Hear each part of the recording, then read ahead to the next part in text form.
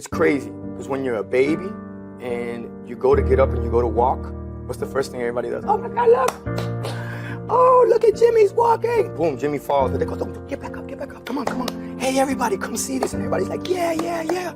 You know why Jimmy walks? Because everybody's motivating him to walk. Well, it's the total opposite as you get into, you become an adult. You try to become a lawyer, a doctor, or anything you want to do, open a business. Everybody's, oh, that's not going to work. You should just go get a 9 to 5. When you're told you're not good enough, you tell them, not only am I good enough, I'm more than enough. I'm walking around in the jungle and I said, well, Lord, I can't fly like the eagle. I can't run like the cheetah. I can't roar like the lion, and I can't throw my weight around like the elephant. What did you give man as his defense in the whole ecosystem of life force? What did you give me? He said, I gave you a brain. Success is hard. Being not successful is hard too. When you are not successful and hard, there are no options.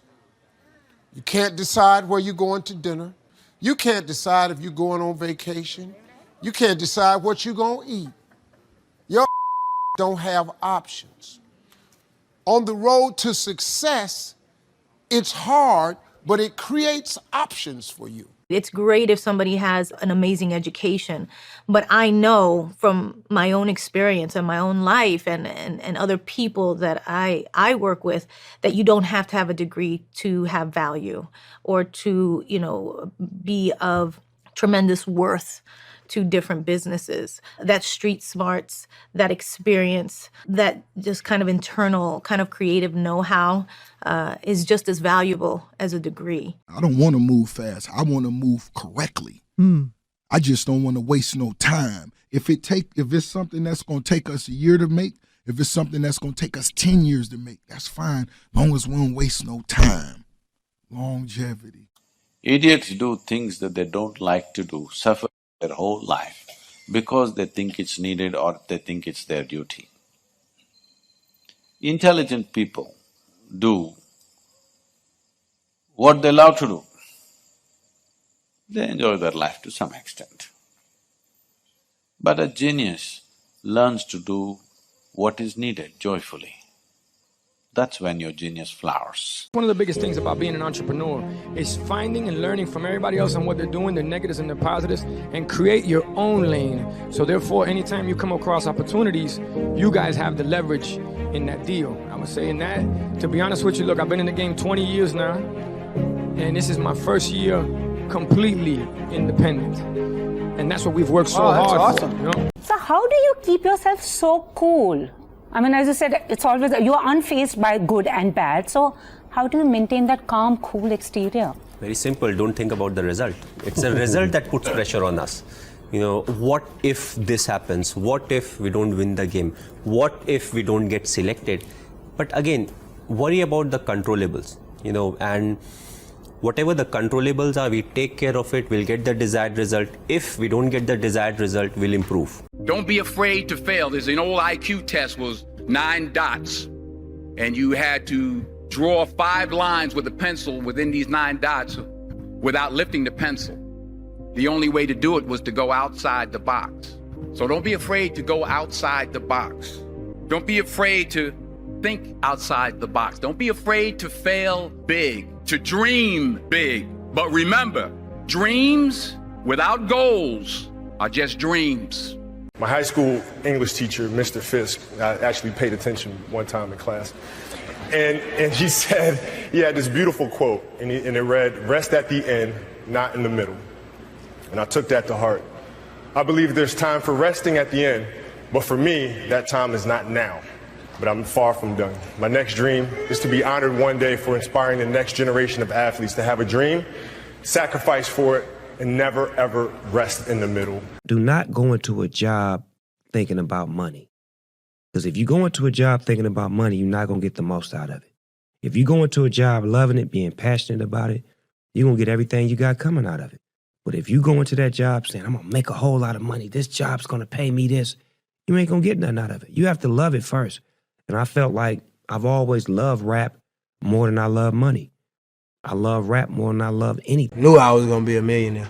Like I actually grinded and prepared to be a millionaire. So eventually I became a millionaire. You know what I'm saying? So I live like that on a day-to-day basis. I watch what I say.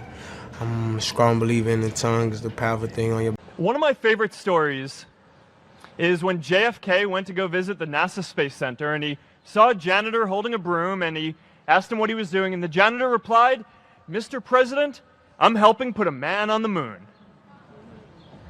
Purpose is that feeling that you are a part of something bigger than yourself, that you are needed, and that you have something better ahead to work for. Purpose is what creates true happiness. God never made a chair. In all of his years of being God, he's never made a chair. He's never made a table. He just made a tree. And the rest of it was up to us. Right.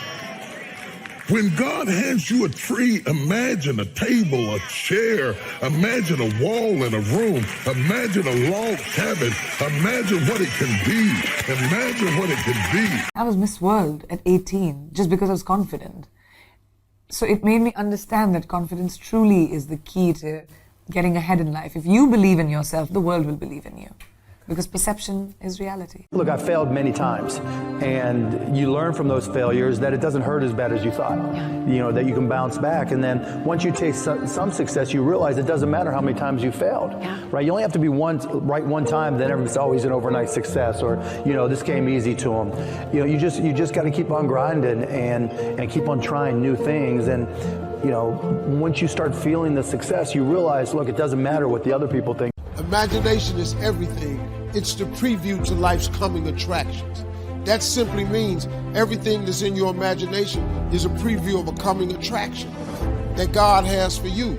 That's why he puts it in your imagination. That's why when you tell your imagination to the wrong people, it don't go nowhere.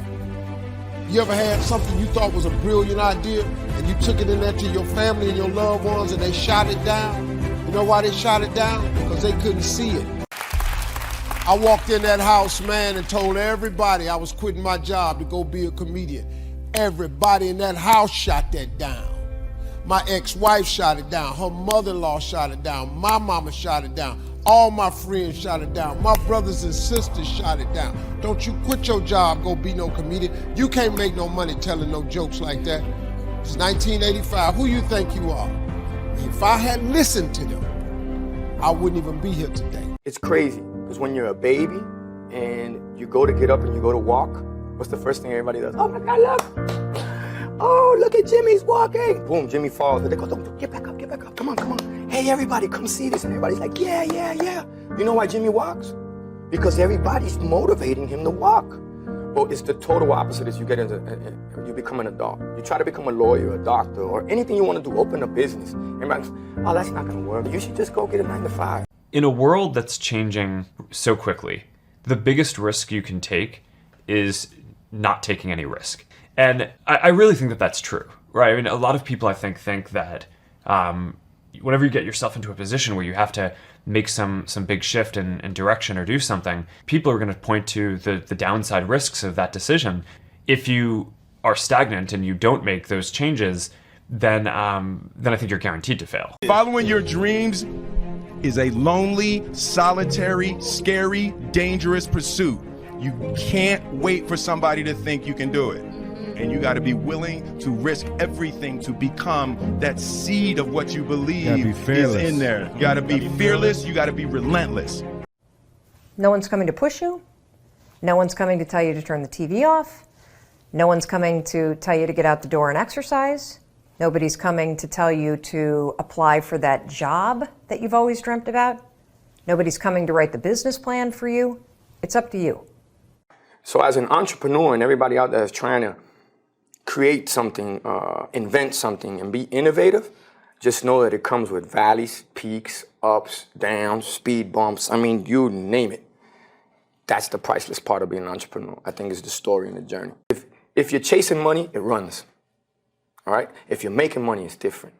All right? So for people that are entrepreneurs, there's no cut in the corner. There's no magic bullet. There's no cheat sheet. It's really simple, as complex as it may sound. Hard work. Work hard. Believe in yourself. They tell me all the time, Chico. They say, Chico, you're so lucky, Chico. I say, man, you know what's funny? Harder I work, luckier I get. I want to thank me. I want to thank me for believing in me. I want to thank me for doing all this hard work. I want to thank me for having no days off. I want to thank me for never quitting. I want to thank me for always being a giver and trying to give more than I receive. I want to thank me for trying to do more right than wrong. I want to thank me for just